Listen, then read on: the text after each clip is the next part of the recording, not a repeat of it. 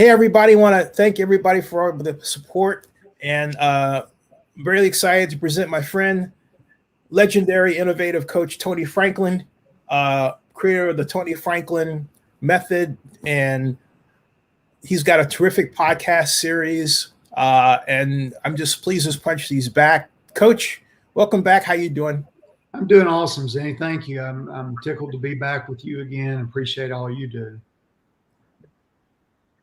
You got it. And back at you too. Hey, your podcast is something else. They hit you right in the face.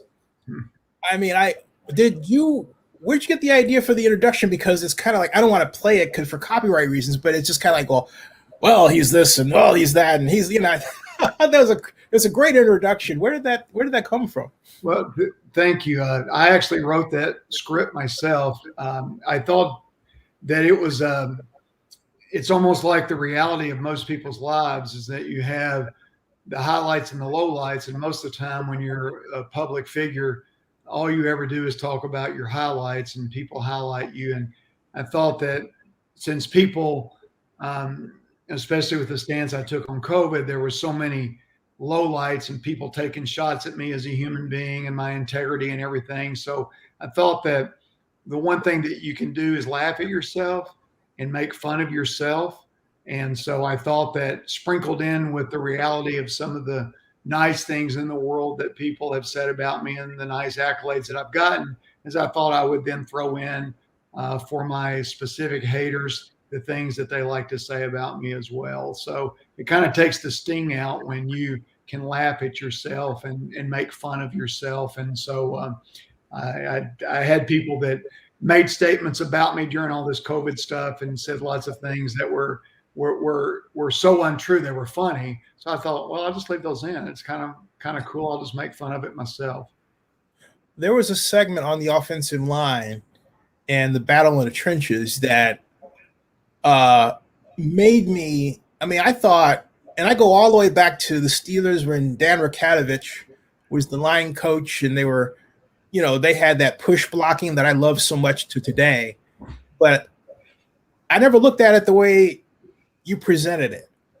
And at its heart, it really is violent. Yeah, it's the game is violent. That's the thing that when I have this discussion to myself and ask the question to myself, is that what you've been doing for really 54 years of life, 40 of it as a coach and 14 as a player, was your entire life of doing this game, was it worth it? Because it's violent. It's not people used to say it's a physical game. It's not a physical game. Football's a violent game. And if you play it the way that you have to play to excel at it, you have to inflict violence, and you're going to have violence inflicted upon you. So there's part of us instinctively, probably as men, that we go back to the animal kingdom, and you get an opportunity to do this legally with other people. And so as a football coach, eventually you have to get into this idea of how do you teach this? How do you, as a player, you knew how to play to survive and to get better and to be violent, to be physical. And then as a coach, then you have to, within the rules, figure out how do you get your players to do the same thing, because it is violent. It's not physical, it's violent. Do you think that in the emergence of the passing game, it's almost a reaction to the violence of the 70s and the 80s? That's a good question. I think that there's so many things when I go back to when I first fell in love watching football, is I go back to the 70s, late 60s and 70s, back when it wasn't illegal to clothesline. And you think about a receiver going over the middle, it was almost common that somebody was going to come and try to take their head off with a forearm or a helmet, and somebody was going to be carted off the field. And it was just, quote, part of the game until the rules began to change. And now the rules are such today, especially really in the NFL and in college both, to where that you try to protect the players as much as possible. The college game has gotten to the point where with targeting, is that it's an impossibility for an official to make a call that's right. It's impossible for you to teach it as a coach because you can go in and just make a clean hit. The offensive guy lower his head, and you end up with a targeting call that by the book you did target, but there was no intention. It was impossible to physically avoid. But for the college game, the rules are in there, to try to protect players, but also for liability reasons. Whereas in the NFL today, you don't have, you can still have a head-to-head contact that won't be considered, quote, targeting as it would be in the college game. You think, and this is something that I always wanted to ask too, are we reaching the point where there's sort of an upper bound of what the human body can take? Because I remember being at the NFL Combine last year, and well, actually the year before, because we didn't really have it this year, but last year we did in Indianapolis, and Henry Ruggs, was just killing it out there. And I had the pleasure of actually met his trainer through Jenna Lang, who writes for ESPN, and I'm watching this and I'm thinking, my Lord, how fast can we get to a point where there's a limit placed on speed, where it's like you're almost too fast to play football because you'll inflict injury on somebody else, and maybe your bone structure, right? It's not strong enough to take your own speed. Are we getting to that point?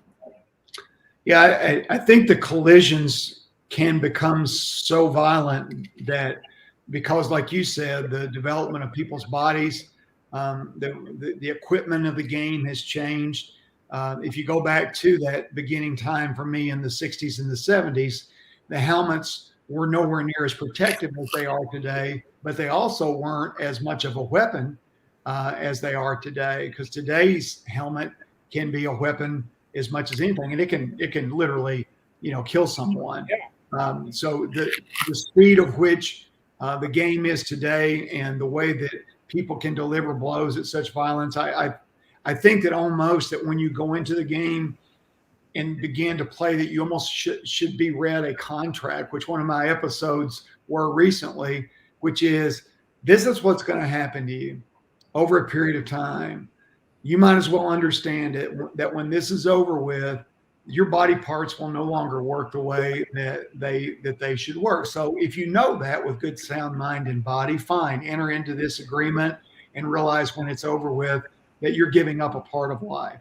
And but I know that it's never explained like that, and my peers, would cringe and say, you shouldn't do that. You're going to scare people away. And I said, no, I got an email text this morning from somebody that listened to that, who was a great player, who now is having to make that decision with their own kid.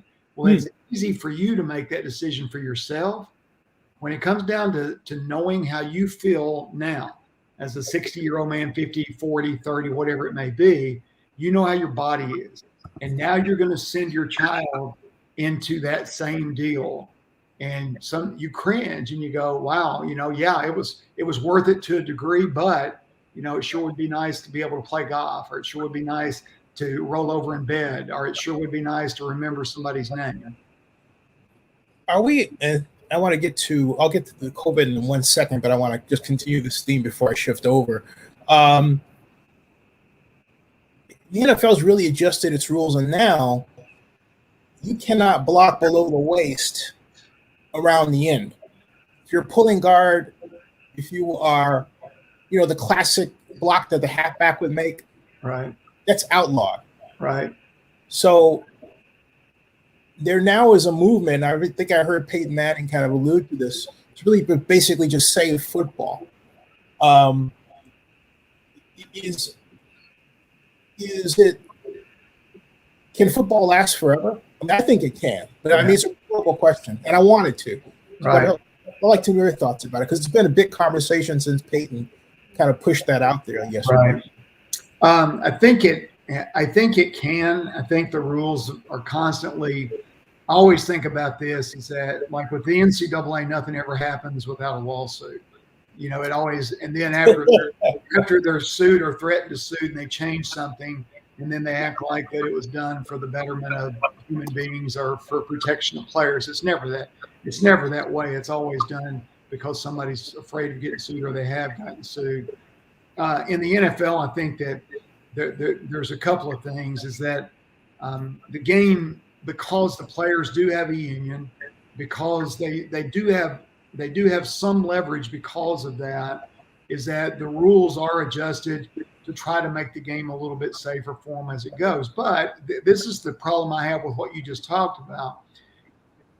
I believe that the rules are so backwards in the fact that they literally favor defense, because if I'm a running back or I'm a receiver, I'm a quarterback, if I run with the football in my hand, I can be taken out any way that they can take me out. They can hit me above the shoulders. They can hit me below the waist. They can take my knees out, my ankles out, anything, wherever I am. That's legal as a tackle. But as an offensive blocker, I can't do the same thing. As a blocker, if I'm going to, like, in other words, a D lineman can come and hit me as a running back. Somebody's held me up. He can come take my knees out. But I can't cut off the backside edge with a low block.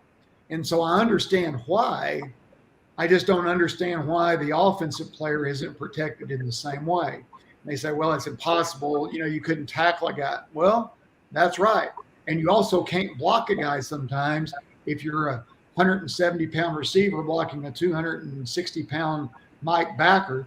You're not going to go hit him in the mouth and block him. So I've always struggled with that, obviously, because I'm an offensive coach. I always thought that the rules favored the defense. The defense would just say the exact opposite. The rules favor the offense. And there's some parts of it that do in the NFL, especially like the way that a DB no longer really can put their hands on a receiver hardly at all beyond the 5-yard deal. And that's why so many college DBs struggle, because in college, you basically can hold every snap as a DB, especially on the slots, and never get called for it. Never. You can go a whole game and never get called for it. Then when you get in the NFL, where they actually have to play true coverage without holding, it's very difficult for a lot of those guys because they got through their entire college career holding the entire time. So I know that's off of where we were going, but it's just to throw it out there. Hey, I got to ask you, COVID, the virus that really changed your life in more ways than one. It looks like it's back. Right. What are your thoughts on where we are now with COVID and college football on the eve of the college football season? Right. Are we any better off? That's a great question, because I have struggled in my brain to think about, and this is why I'm so happy that you had me on. It's because I know that I'm going to address this soon in my podcast in as many ways as I possibly can. We want COVID to be over because it's such a pain in the butt. We want to go to games again. We want to go sit in bars. We want to go and be able to continue in restaurants. So because we want it to be so bad, is that there's a mentality now especially in the South, in the Southeast, in college football, to where it's like, by God, we're going no matter what.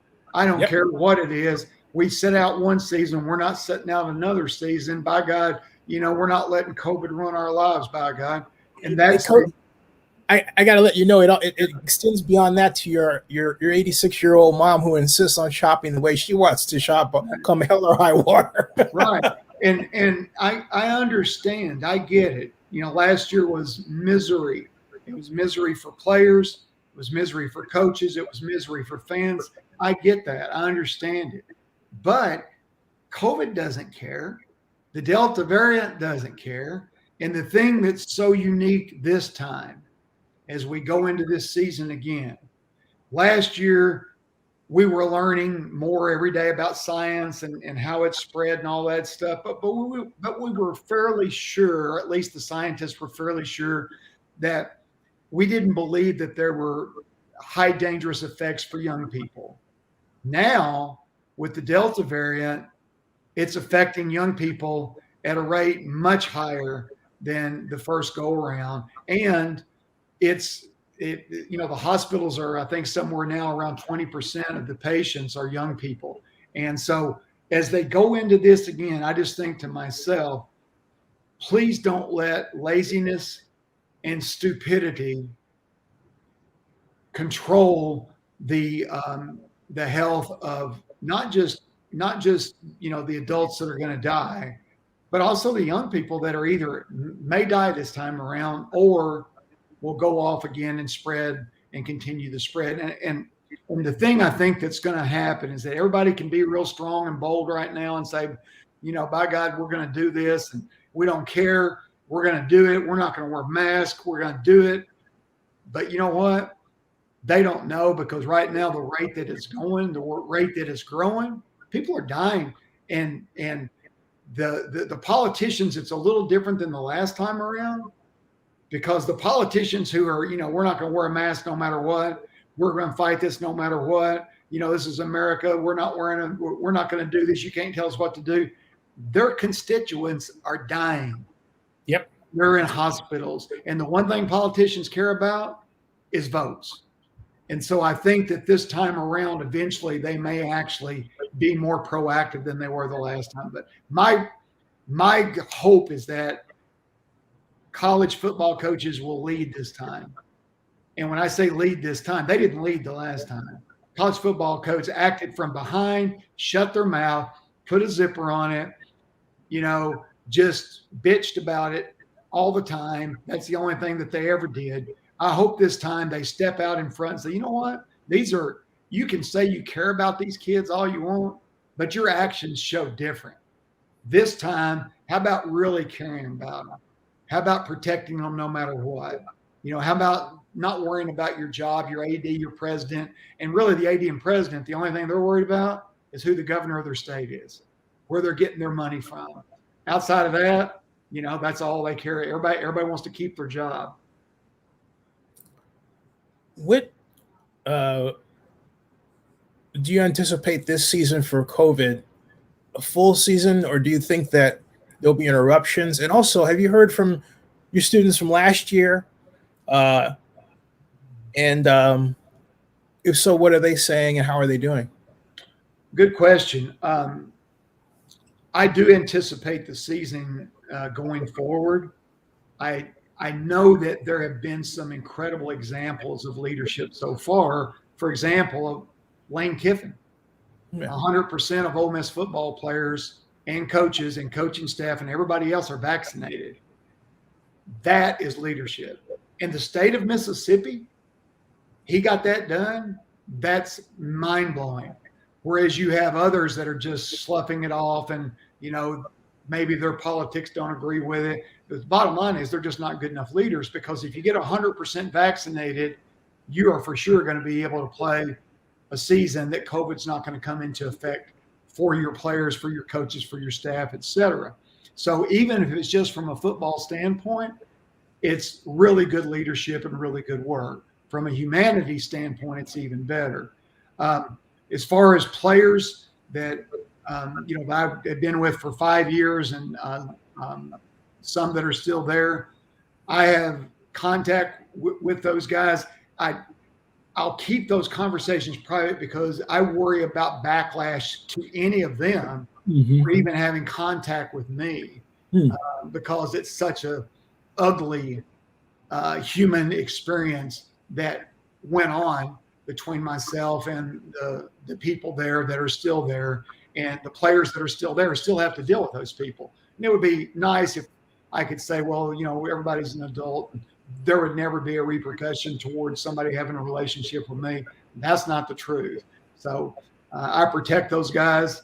And the ones, there are several that have left, transferred. There's others that graduated and stuff. And so I stay in touch with those guys. And the good thing is the ones that I had good relationships with, strong relationships with, they got vaccinated.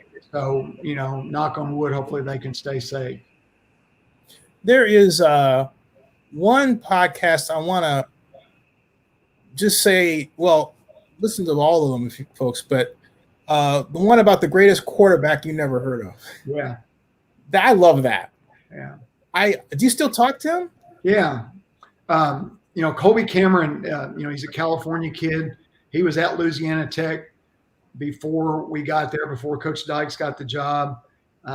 That experience with him was such a great educational experience for me. He educated me on how to be a better man, how to handle adversity. And as I say in the podcast, I don't blame quarterbacks for transferring. I think they should. When a guy is just as good, if not better than the starter, and he knows he's not going to play, history has proven all over the country, transferring is the answer to it. But there is something to be said for the one that didn't.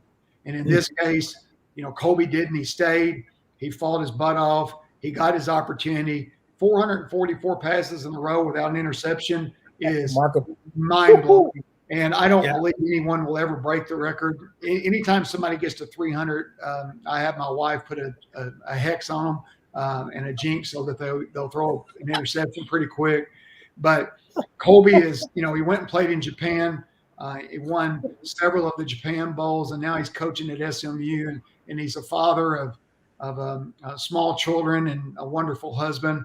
He's just, everything that you would really want your son to be. That's who he is. And so I was glad to tell that story. And the good thing is that story just keeps gaining more and more popularity.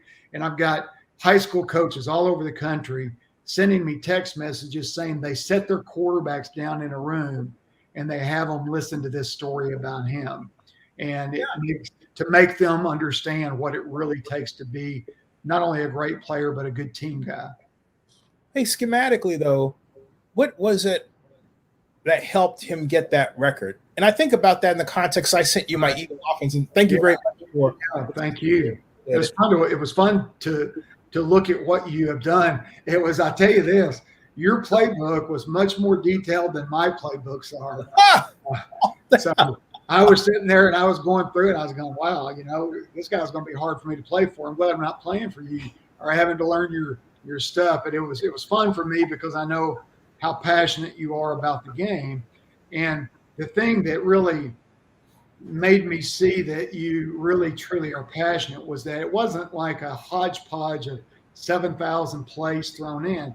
You took one concept and went through about 12 or 14 variations off of a concept, which to me is the most brilliant thing that you do as a coach. Find something that you like, find something that works, do nothing but tag that concept and have a little variation off that concept. And then the quarterback always knows how his read progression is, always knows where his hots are, always knows how to set his protection. So I was impressed. You did a really good job. Oh, you hit on it. That's like mana, because I struggle with that for a long time. There's this balance between a play and a system. And what I love about your way of thinking is it's a systemic way of thinking. Right. Sometimes it's progressions, but I remember there was one. What I love about your system is, and I'm still not quite there intellectually, and I'll get there. It's when I say intellectually, I mean in terms of being able to have a fingertip feel thinking about how to work an unbalanced line in the passing game. Right. And you do it beautifully. You did it beautifully at Cal. Yeah. And with respect to, and then one read, and Jared would hit that one read. But then you had other plays which call for a different type of, and that was very much in my mind. But then also something that I had the pleasure of interviewing Bill Walsh in '94, and then Steve Mariucci is still a friend to this day. Yeah. And what gets me about the Walsh system, I prefer to call it that rather than the West Coast offense, right, is its footwork. You can get lost in the formations, but it's footwork. Yeah. So at some point I said, okay, where are you going with this? Because it was supposed to be one play for John Gruden because John would always ask for plays. Right. And I thought, I'm doggone it. I kept like fooling around. I get involved with other stuff and, mom needs my help and I'm doing this. I'm starting a company. And I thought, I'm just going to take my time and write this. And I literally put together everything that I've learned going all the way back to when I was 16 years old, and multiple offense, but it was four wide. It was 4x1 because of you, and you love the 4x1. I remember our first big game when you were coaching with Sonny at Cal Stanford. You guys used the 4x1, and I loved it. It was like I was just in love with somebody actually attacking them, and I just thought, yeah, stay with that. And I had these plays, and it never left me. Yeah.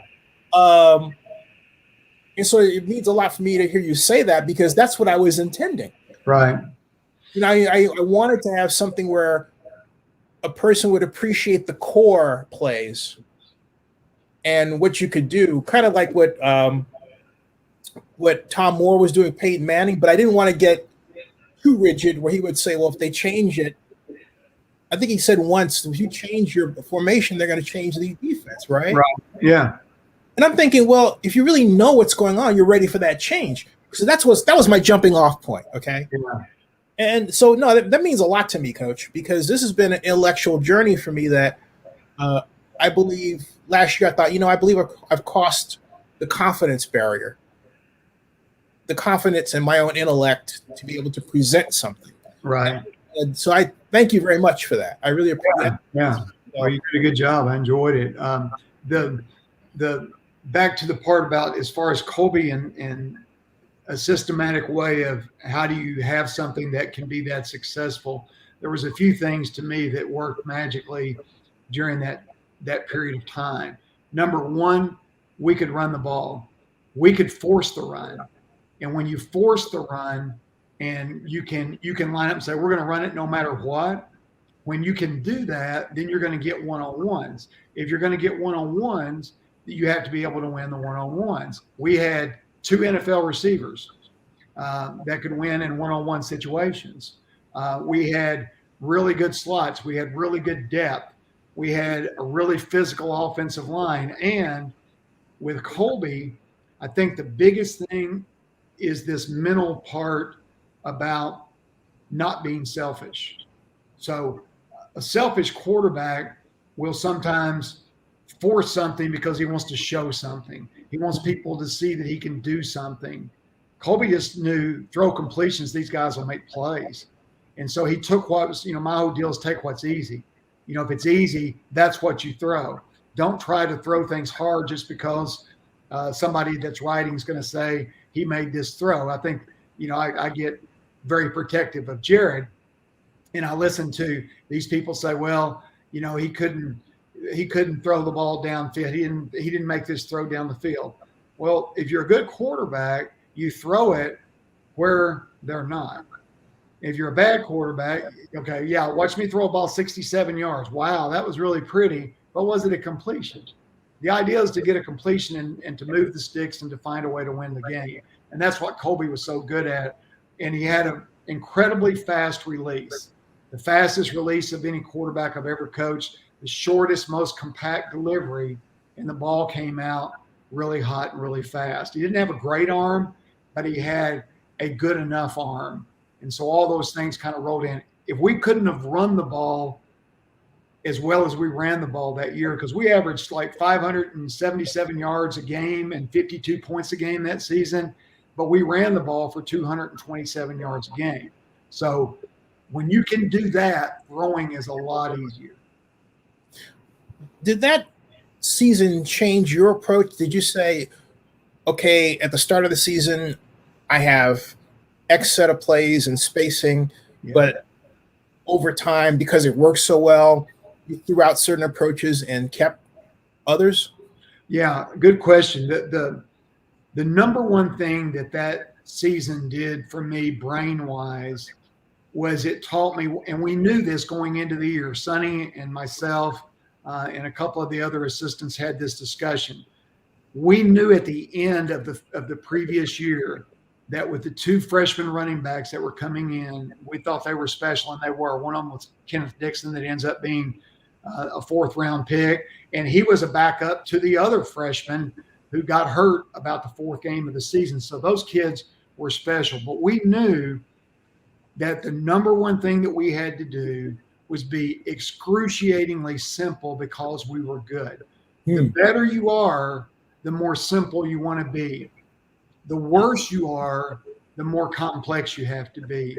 So if you've got a really bad offense, you're not as skilled, your O-line's bad, you don't have people that can make plays, etc. You got to create stuff, and that's hard. That's fun stuff to me, though. That's what I love. That's interesting. Yeah. Well, it's if you've got great players, the worst thing you can do is be creative. If you've got great players, you just want to spread them out, move them around, give them the ball, and play with good tempo and keep them healthy. Get them to. And Sonny did a phenomenal job that season, especially, of getting us to every game healthy. We didn't practice. We were never on the field more than an hour and a half, never. And because we were good. And when you're bad, and you have to be creative, meaning that you've got to build a design that design is going to get someone open. That's hard to do. I'd much rather be known as a really dumb coach that only lines up in one formation and runs about 3 plays and is really good. And everybody goes, yeah, he only does this. That to me is an honor.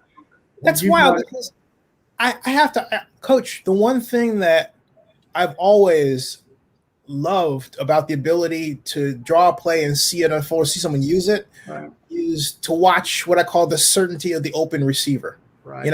Which is it's a certain intellectual arrogance, but everybody has their thing. That's mine. Yeah. Well, that was the thing for me when I first learned the basic fundamentals of the passing game in this offense from Hal Mumme. When I first learned that, it was the first time that when I heard him speak, it was the first time that I said, I can do that. I get it.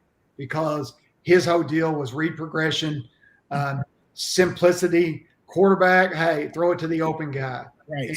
And that was it. And then for me, what I added to it when I got out on my own was that if you want to win a championship, you can't throw it every play. If you want to win a championship, you have to be able to run the football and you have to be able to help your defense when the defense is struggling or when your quarterback struggles, because I don't care who the quarterback is. You think about this.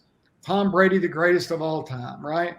We'll go back to the playoff game against, was it Minnesota or Green Bay? I don't remember. Maybe it was Green Bay, where he threw 3 interceptions, almost like 3 series in a row. Yep. But the defense played well enough that they kept him in the game, and he's able to win the game at the end. Well, if the defense isn't good, you're dead.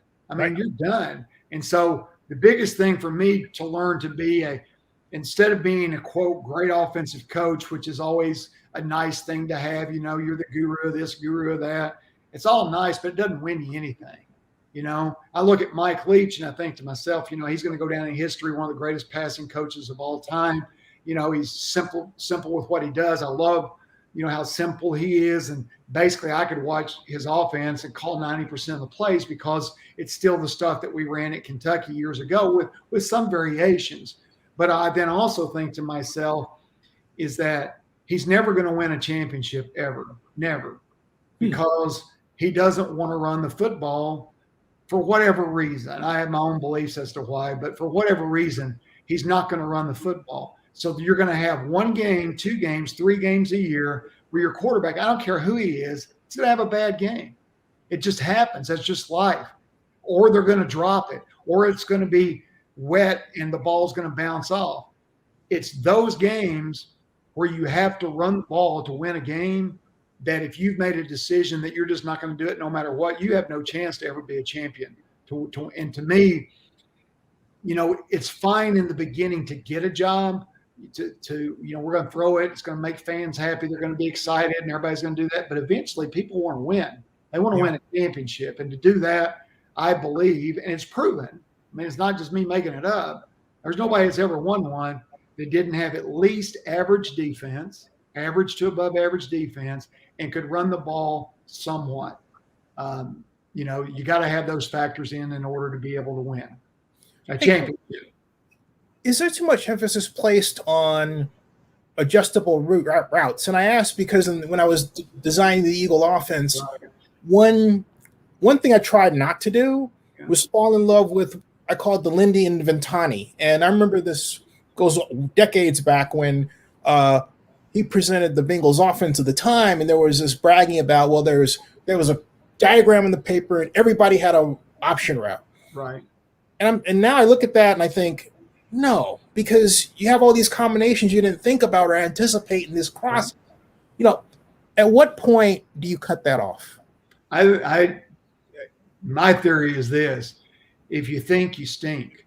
And so if a receiver is running a route and the route he's running, he's thinking as he runs the route, well, if this guy does this, then I do that, then he's never running full speed because it's physically impossible for him to do it. You can have slight variations, but when you've got an offense designed to where that there's 3 or 4 receivers that all of them are adjusting to what's going on in the coverage, is that the quarterback can't anticipate. He may see something different than what the receiver does. It's going to be you have to have 1 million reps in order to have any opportunity to get good. And there's no way you can do it with each of the positions. Now, if you're running just, for example, a deep route, and you're telling your guy that, look, if the corner bails, if you're getting to 12 to 15 yards down the field and the corner is still in a zone, he's opened his hips and he's running, we're now going to stick it and come back on the sideline. That's easy. That's not a problem. But when you're doing something to where that you're saying, okay, well, if the safety rocks this way, if he steps this way, then you're going to make this adjustment, and then this guy's going to make this adjustment. I've always thought for myself, I was a very successful quarterback coach. And the reason I was is because I didn't know a lot. I believe that the more you know, the worse you are at coaching that position, because your brain, you're sitting there watching stuff on paper, you're watching it as it happens, and you're going, hey, look, it's easy. This guy did this guy did this. We should have done this and this. My brain could never figure that out. So I made it much more simple, and therefore quarterbacks always had success. And I think that's where geniuses get in trouble, is that they start to make the game. It's just like, McVay was the greatest offensive play caller in the history of mankind until all of a sudden Todd Gurley is no longer the player that he once was. And so now all the, fake a jet sweep, fake a dive, have a 2-man read route doesn't work anymore because nobody's honoring. They don't care if you get 3 yards. With Gurley, he might break it every time. And his body's beat up like all running backs. He's not the same guy. And the offense is no longer as effective. So then you blame Jared Goff and trade him and bring in another quarterback and go from there. But I think that as a quarterback coach, the simpler you make it for your guy to let him play, to let him, do what he can do. And that's the other thing. You got to know what they can do. Yeah. You design the offense around what those guys can do, not what your brain wants to do. That's the most genius statement I've heard in all my years. That statement right there should be played over and over and over again, because something too that occurred to me over the development of the Eagle is that, fundamentals, you get lost and you forget the fundamentals when you're giving all these options, because those are different throws, right, Coach? Right. Oh yeah. Yeah. And nothing can be, a quarterback is great when he can get in a rhythm. Yeah. When you have read routes, it's very difficult to get in a rhythm. Even something as simple as a option route at 5 yards, if the defender plays you man, if you went inside on the release, you lean and break, and you break it at 5 and you break it back inside. If you went outside, you do it the other way. If he spot drops and he goes at this angle, you're going to hook it up inside. If he spot drops at this angle, if he's playing matchup zone, you're going to do this. Even if it's a 5-yard route and he's the only guy doing that, to develop that relationship, you, the quarterback, with that guy, it's almost impossible to develop it with more than one player. Now, when you get it with that one person, it's magical. And I got lucky the first year that I coached in college in 1997. I had a running back by the name of Anthony White. And Anthony White, for 3 years, averaged somewhere between 70 and 80 catches and around 700 to 1,000 yards rushing, as well as 600 or 700 yards receiving. He was the greatest option route runner in college football history. I thought it was me coaching him because he was the first one I ever coached. in the next 20 years of coaching, I was the worst option route coach ever because he had that knack, that ability to feel it. And, you know, there was the Wes Welker. When you watch all of Welker's, I used to teach our receivers how to run option routes based upon Wes Welker, you know, because he was the best at it. And it wasn't because he was super fast. It wasn't because he had great moves. It was because he was decisive. He would make decisions, his body lean, and he developed a relationship with one guy, Tom Brady. They had that relationship and it worked. Hey, tell them, because I have respect for your time. I want people to go back and tell them your website. Let's put it up here.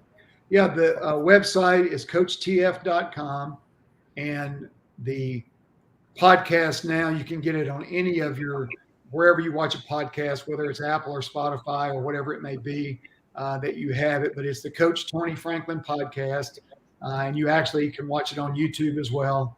But if you just do Google Tony Franklin podcast, it'll come up. As I do, I'm typing that in the field here, so that through the magic of StreamYard, there it is. The coach, folks, it'll change your life. You'll change your life. It'll make you think differently about football, about life. And hey, I forgot to ask you, what did you learn about yourself in doing the podcast that you didn't know before? I learned that what looks to be easy is not.